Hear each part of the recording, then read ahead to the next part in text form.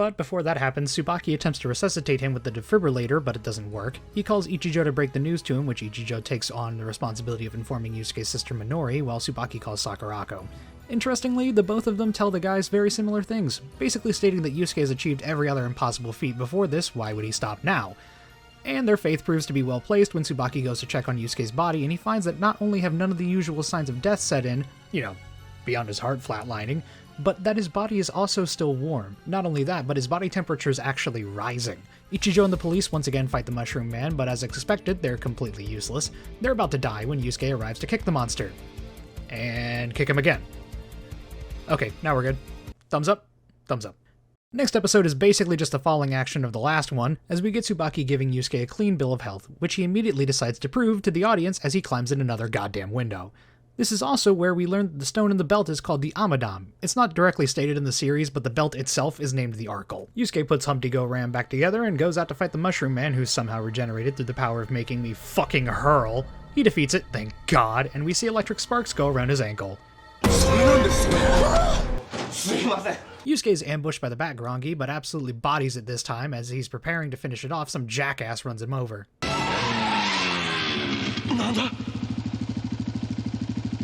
Is that a fucking Ichigo reference? As the police engage with an invisible Grongi, we finally get an explanation as to why they kill people. It's quite literally a game for them, one known as the Gegaru. Yusuke shows up and defeats the invisible Grongi with the power of green and Goram's user manual. Wait, since when has it talked? Sakurako goes to talk with Tsubaki about this tingly feeling Yusuke's been talking about. Tsubaki says it might be a sign that Yusuke's about to grow much stronger. Yusuke goes out to fight against a new armed Grongi that's been killing people via one of the many ways I'm sure this show gave some poor Japanese child nightmares.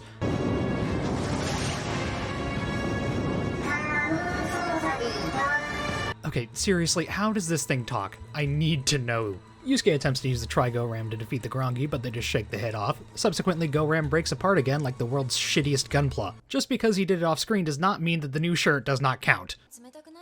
Kuuga says, "Eat McDonald's, kids."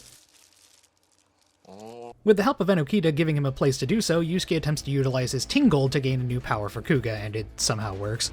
The armed Grongi begins to attack Sakurako, but Yusuke arrives in time to save her. He fights the Grongi for a bit before he goes into a new upgraded purple form. This time with the armor fully purple with gold accents. Yusuke once again impales the Grongi, killing it.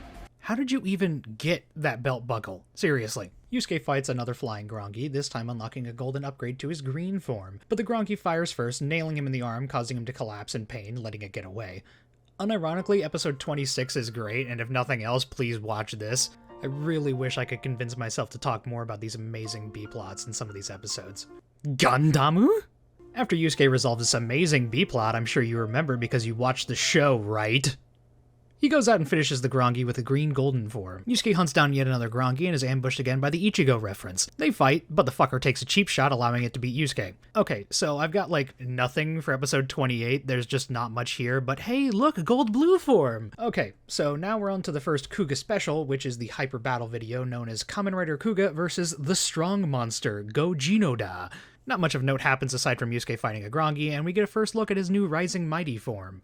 Oh, right, this is where we actually get to know Kuga's forms' names, in order. White is Growing, red is Mighty, blue is Dragon, green is Pegasus, and purple is Titan. The golden power is called Rising Power, so the upgraded forms are called Rising Forms, thus Rising Mighty, and so on. Why this is never stated in the actual series, I've got no fucking idea. Alright. Back to the main series. Tsubaki tells Yusuke that the cause for his new golden power might be the defibrillator he used on him. He immediately clarifies that he was joking, but we will find out later that he's actually right. He also notes that the Amadam's nerves have almost reached his brain, and reiterates his concern that Yusuke may go through a mental change should they reach his brain completely. Yusuke brushes this off as the Amadam just reacting to his desire to grow stronger. And then Yusuke fights a Grongi. Big surprise. And then he gets his ass handed to him before the Grongi runs away. Bigger surprise.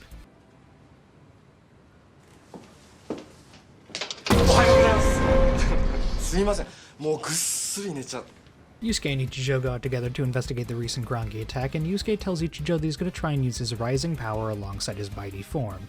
He says that he feels like it may cause a lot of collateral damage when the Grongi explodes, but Ichijo simply tells him to leave that to him and to do what he needs to do. Yusuke fights the Grongi again and uses the Tri-Go-Ram to move the Grongi somewhere away from a population center. Yusuke carries it to an abandoned factory where, just as he feared, when he uses Rising Mighty, the result is an absolutely massive explosion that causes immense damage to the surrounding area. The next episode is a fucking clip show where nothing happens, other than Yusuke finally gets to push someone else down the stairs. Yusuke later gets jumped again by the funny reference man and loses again, big surprise.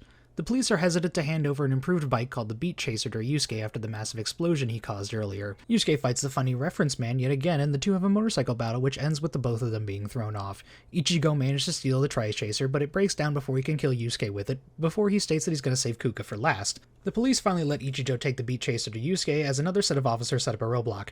You can actually see the actor in the distance waiting for his cue, I'm not kidding. Using the Beat Chaser, Yusuke is finally able to put the funny reference man down once and for all. Alright, so I'm not even going to try and be subtle here. These two episodes are, in my opinion, some of the best Kamen Rider episodes in existence. Honestly, I'd put them both in my top 10 episodes from any series in the franchise. So, here's the deal. If you haven't watched this show, this is your last chance to get out. I will be spoiling everything from here on in, and due to the impact this set of episodes have on the story, I'll have to go in depth. Alright, last chance off the ride, kids. Alright then. With that out of the way, let's talk about the only Kamen Rider episodes that legitimately gave me a nightmare as a 22-year-old man. This bit here is directly from my notes that I took for the show. The episode opens on an eerily quiet hospital room in the middle of the night. Underneath the covers of one of the beds is a boy in his teens. He says that someone told him that he would die in 4 days. We see his mother, sister, and father all by his bedside as he begins to panic as time is running out. His family attempts to calm him, but he's completely inconsolable, listing off many of his friends who died the same way. The room goes quiet as he begins bleeding from the nose. He begins clinging to his father and crying that he doesn't want to die. We see outside in the hallway, Ichijo is walking towards the room as another boy runs out calling for a nurse.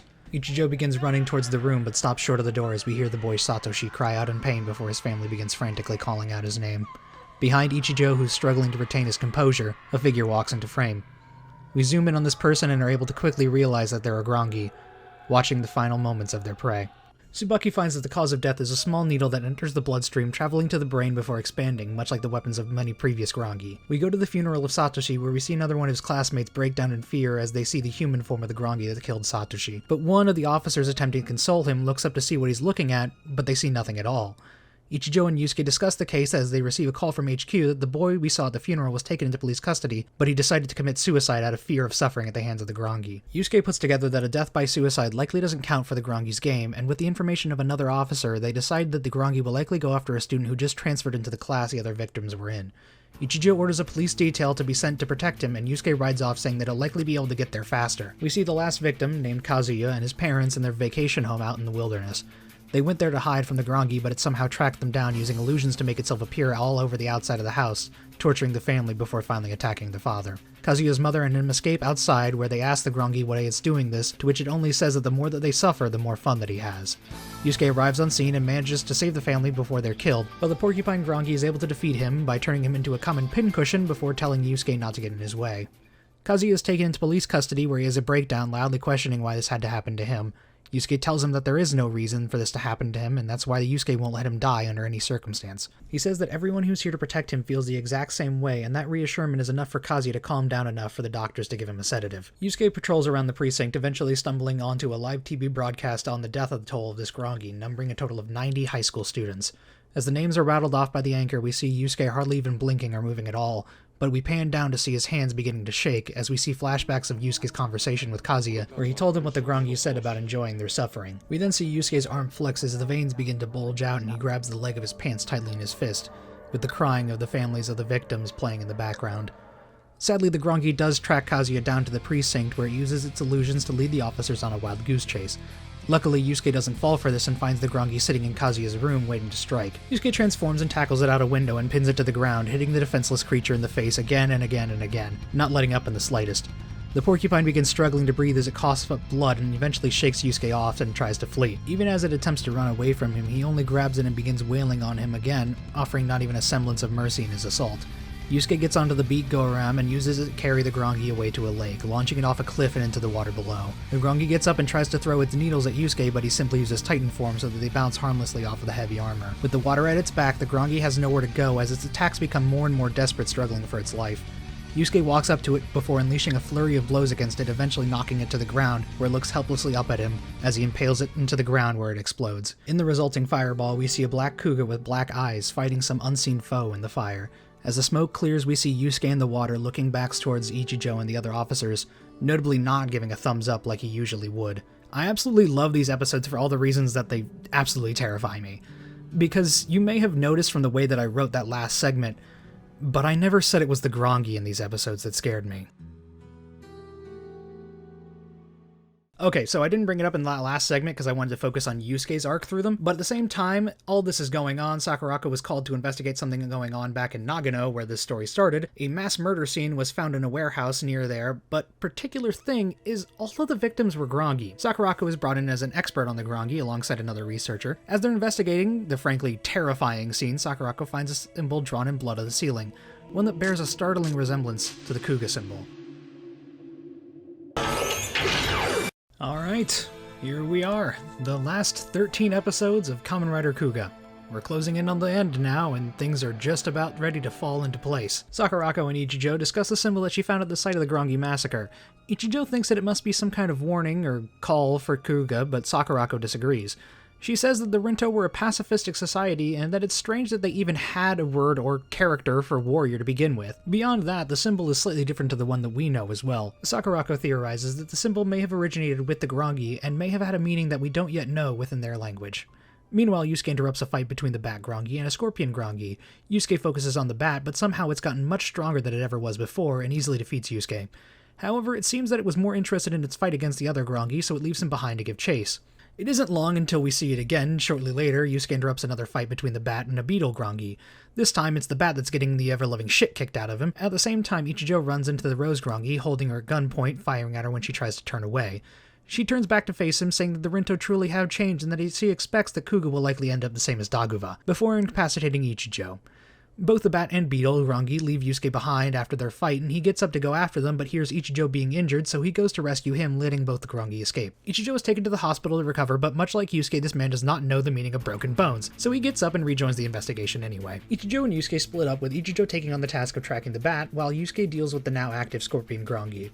Yusuke defeats the Scorpion, of course, and speeds out to join Ichijo in tracking the Bat. Both of them arrive on scene, and Yusuke begins fighting the Bat Grongi again, but it has somehow evolved yet again and became even stronger than the last time they fought. The boys get the upper hand for a moment using a sonic device to attack the Grongi's enhanced hearing, but it doesn't get them anywhere really. Eventually, the Bat senses a being it calls Daguva nearby and goes off to chase him. Yusuke and Ichijo go after the Bat, but lose it in the forest as the sun goes down. We see the two wandering through the forest for a bit before a pillar of light, just like in the first episode, goes up into the sky, letting out a wall of force that knocks them both to the ground.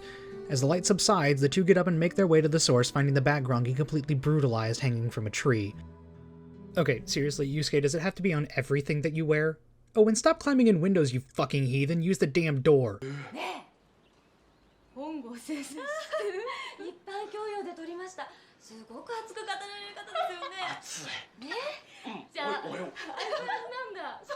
Is that a third Ichigo reference? And of course another Grongi attacks, so Yusuke goes out to face it. The Grongi attacked an airplane while it was in flight and then jumped into the ocean, so Yusuke goes to the dock where the police predict it will resurface.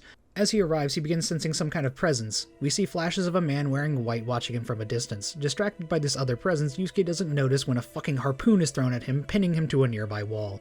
When Ichijo eventually arrives to join him, well after the Grongi has already escaped of course, Yusuke mentions that the presence he felt is exactly like the one they felt in the forest, confirming that Daguva is now well within Tokyo's bounds. Then, as is the formula, Yusuke goes out for a rematch, giving his required pep talk, and defeats the Grongi. Holy shit, Yusuke actually fought and defeated a Grongi on his first try. I mean, he had to have some help from Ichijo shooting it in the back, but he defeated it in a single episode. Tsubaki performs an autopsy on the body of the Bat Grongi, as well as the other Grongi that were killed without exploding by Daguva. And through this we finally get solid confirmation that the Grongi are the same as Kuuga, as Tsubaki finds stones almost exactly like the Amadam within all of them. Not only that, but beyond having an Amadam, while not transformed, the Grongi have the exact same physiology as humans. While this happens, we get another scene of Yusuke being stalked by Daguva. While he drives down the street, he senses Daguva watching him from a nearby rooftop. Yusuke transforms and jumps up to confront him, but sees nothing. He transforms into Pegasus to try and track him, and when he does get a beat on Daguva, he begins panicking, falling to the floor and being forced out of his transformation. And it's finally time for the final Geguru of the season as the Beetle Grongi finally begins his own, with the targets being male police officers. Yusuke rides out to go stop it, going through most of his forms, and as he does so, we see that the Grongi, much like Yusuke, is able to change as well, being able to copy all of Kuga's based forms and weapons perfectly, countering him at each step. At the same time, Ichijo is watching the fight and notices another Grongi holding an abacus on top of the rooftop. He shoots at the Grongi, missing it but destroying the abacus, which is the way that the Grongi kills during a Geguru, by the way. They never say this in the show, but I'm saying it here. This angers the Grongi and it pushes Ichijo down the stairs. But he manages to pull himself back up from a railing as it flees. Yusuke all this time has been spending an ungodly amount of time getting his ass kicked by the Beetle Grongi, finally deciding to bust out his Rising Mighty form for a kick that does absolutely fucking nothing, apparently. The Beetle Grongi decides to flex on him by revealing that not only can it copy his base forms, but also his rising power as well, as it uses its own kick to finish him off. Seeing that Yusuke can no longer fight, the Grongi loses interest and leaves. Yusuke is taken to the hospital where he dies again. God damn, I didn't realize Kuuga was trying to give Ghost a run for its money with the constant death and revival game. Sakurako convinces Tsubaki to use the defibrillator on him again in hopes that it will give him another power-up. In less than a few hours, Yusuke is back up again and says that he thinks the defibrillator worked as he feels full of new power as he goes off to join Ichijo and the police, who have cornered the final Grongi in an arena. The police finally get their hands on the nerve-destroying rounds we were told about ages ago and put them to use, and the bullets seem to actually work as well.